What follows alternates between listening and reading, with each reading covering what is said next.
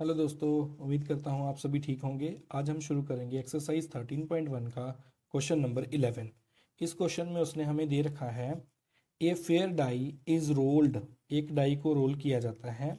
Consider events, उसके जो events आते हैं, ई इवेंट दे रखा है 1,3,5, इवेंट एफ दे रखा है 2,3 एंड इवेंट जी दे रखा है 2,3,4,5।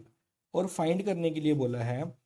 पार्ट वन में उसने बोला है probability of E by F and probability of F by E, means conditional probability find करने के लिए बोला है। पार्ट टू में उसने बोला है probability of E by G and probability of G by E, conditional probability find करनी है बेटा। पार्ट थ्री में भी उसने बोल रखा है कंडीशनल प्रोबेबिलिटी फाइंड करनी है E union F by G की and probability of E intersection F by G की। इन दोनों की भी बेटा क्या करनी है, कंडीशनल प्रोबेबिलिटी निकालनी है। तो आइए बेटा पहले पार्ट वन को सॉल्व करते हैं। पार्ट वन के लिए उसने क्या क्या दे रखा है, पहले लिखते हैं। ई इवेंट उसने हमें दे रखा है, ई इवेंट उसने हमें दे रखा है 1,3,5। एफ इवेंट उसने हमें दे रखा है 2,3। कंडीशनल प्रोबेबिलिटी निकालने के लिए हमें क्या चाहिए, ई इंटरसेक्शन एफ चाहिए। तो ई इंटरसेक्शन एफ क्या आएगा, इंटरसेक्शन में बेटा हम कॉमन वैल्यू लिखते हैं। इन दोनों में से क्या कॉमन आएगा बेटा, 3।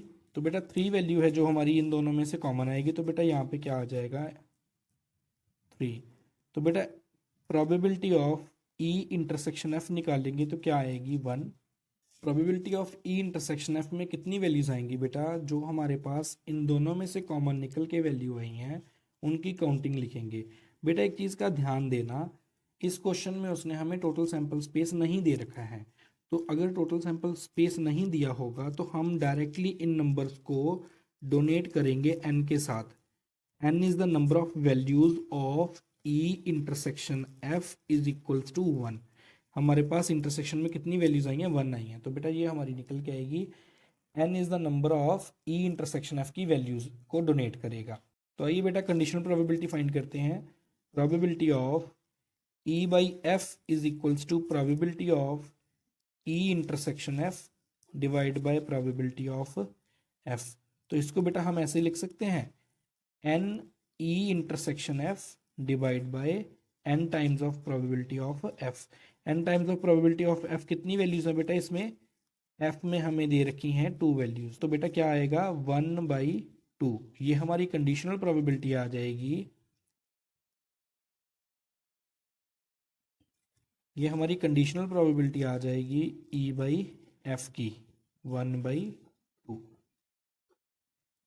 इसी प्रकार से बेटा हम फाइंड करेंगे probability of F by E. तो क्या आएगा, probability of E intersection F divide by probability of E. इसको हम डोनेट करेंगे N times of E intersection F divide by N times of E. N times of E intersection F निकालेंगे तो बेटा क्या निकला था हमारा, 1 निकला था। N times of E intersection की वैल्यूज कितनी दे रखी हैं, 3। तो बेटा यहाँ पे क्या आ जाएगा, 3। तो probability of F by E जो हमारे पास निकल के आया, means conditional probability F by E की क्या आएगी, 1/3। ये हमारा आंसर। चलिए दोस्तों पार्ट टू सॉल्व करते हैं। इसमें उसने हमें दे रखा है, ये हमारे इवेंट हैं ई एफ जी। फाइंड करना है probability of E by G and probability of G by E. Conditional probability find करनी है। तो बेटा कंडीशनल प्रोबेबिलिटी निकालने के लिए हमें क्या फाइंड करना पड़ेगा, ई इंटरसेक्शन जी फाइंड करना पड़ेगा। प्रोबेबिलिटी ऑफ ई इंटरसेक्शन जी को हम क्या लिख सकते हैं, एन ई इंटरसेक्शन जी लिख सकते हैं। तो बेटा ई और जी की इंटरसेक्शन निकालेंगे, क्या निकलेगी, ई इंटरसेक्शन जी निकालेंगे तो क्या निकलेगा, इन दोनों में से बेटा क्या क्या वैल्यूज़ कॉमन है, हमारे पास 3 और 5 कॉमन है। तो बेटा ये हमारे पास 2 वैल्यूज़ आ जाएंगी ई इंटरसेक्शन जी में। इसकी प्रोबेबिलिटी निकालेंगे तो बेटा इसमें भी टोटल सैंपल स्पेस की वैल्यूज़ नहीं है। तो क्या करेंगे बेटा, डायरेक्टली नंबर काउंट करेंगे, 1 और 2। हमारे पास कितनी वैल्यूज़ हैं, 2 वैल्यूज़ हैं। तो हमारे पास number of E intersection G क्या आ गया, 2 आ गया बेटा। और नंबर ऑफ जी फाइंड कर लेंगे, means probability of G find करेंगे तो डोनेट करेंगे नंबर ऑफ जी के साथ। तो नंबर ऑफ जी कितनी वैल्यूज़ हैं बेटा, जी में हमारे पास 1 2 3 4, टोटल वैल्यूज़ कितनी है 4। तो आइए बेटा कंडीशनल प्रोबेबिलिटी फाइंड करते हैं। Probability of E by G is equals to probability of E intersection G divide by probability of G. तो इसको हम क्या लिख सकते हैं, n times of E intersection G divide by n times of G, means number of values लिखेंगे। n times of E intersection G क्या निकाला था बेटा, 2 निकला था, डिवाइड में n टाइम्स ऑफ जी क्या निकला है हमारा, 4 निकला है। तो कट करके क्या आएगा, 2 1 का 2, 2 2 का 4, वैल्यू आ जाएगी 1/2। ये आ गई हमारी conditional probability E by G की।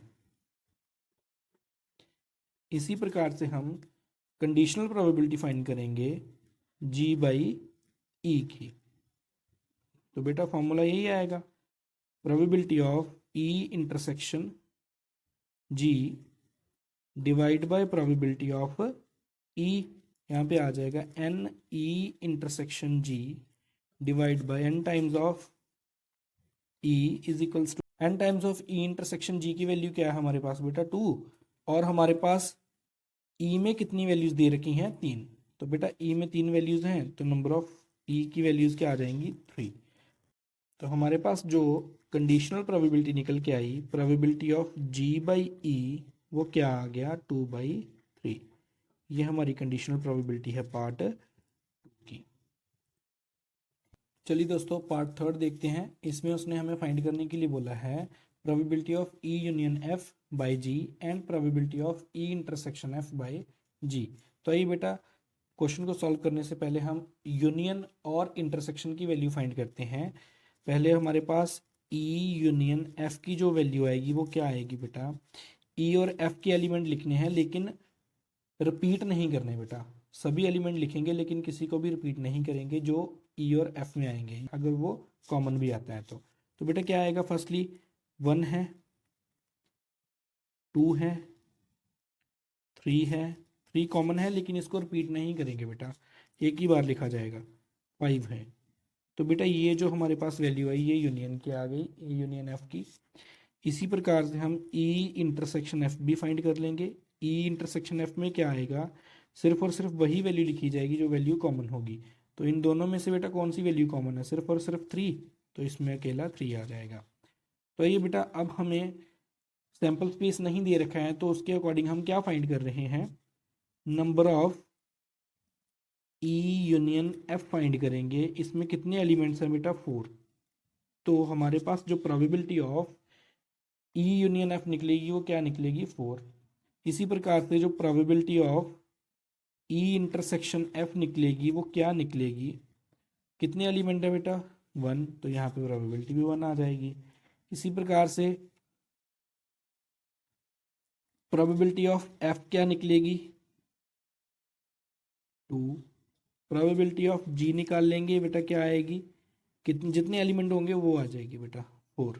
एक बात का ध्यान देना बेटा, ये जो हम n लिख रहे हैं इन सभी के साथ ये नंबर ऑफ वैल्यूज़ को डोनेट कर रहा है, मीन्स ई यूनियन एफ की जो वैल्यूज़ हैं उनको डोनेट कर रहा है। तो बेटा आइए देखते हैं क्या करना है। इसमें कंडीशनल प्रोबेबिलिटी फाइंड करनी है हमने, probability of E union F by G की। तो बेटा क्या निकलेगा, probability of E union F intersection G divide by probability of जी।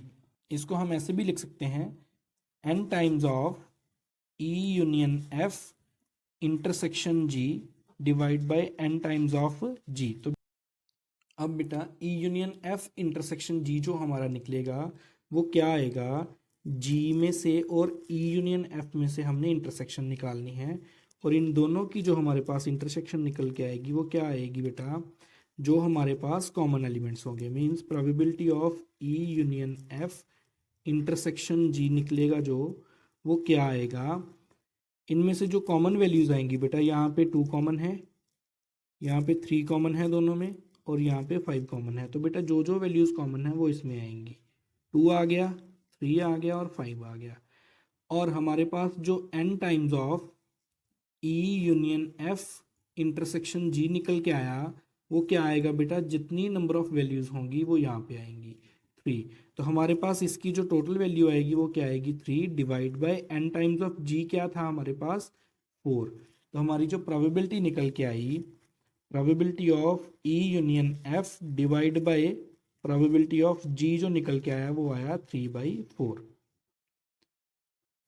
इसी प्रकार से probability of E intersection F divide by probability of G find करते हैं, तो वैल्यू आएगी probability of E intersection F intersection G divide by probability of G। इसको हम n times of E intersection F intersection G divide by n times of G भी लिख सकते हैं। तो अब बेटा जो हमारे पास E intersection F intersection G की जो वैल्यू आएगी वो G और E इंटरसेक्शन F दोनों में से कॉमन निकलेगा। तो बेटा देखिए क्या कॉमन है इन दोनों में, सिर्फ और सिर्फ 3 की वैल्यू कॉमन है। तो बेटा हमारे पास जो यहाँ पे वैल्यू आएगी वो क्या आएगी 1 divide by n times of G क्या निकला हुआ है 4। बेटा ये चीज़ ध्यान देना, E intersection F intersection G की जो वैल्यू है ये हमारे पास एक ही वैल्यू है, G और E में से जो कॉमन निकला है वो है 3। तो हमारे पास नंबर ऑफ वैल्यूज़ कितनी आ जाएंगी 1/4। ये हमारी प्रोबेबिलिटी आ गई E intersection F bye probability of G की 1/4। ये हमारा पार्ट थर्ड का सॉल्यूशन।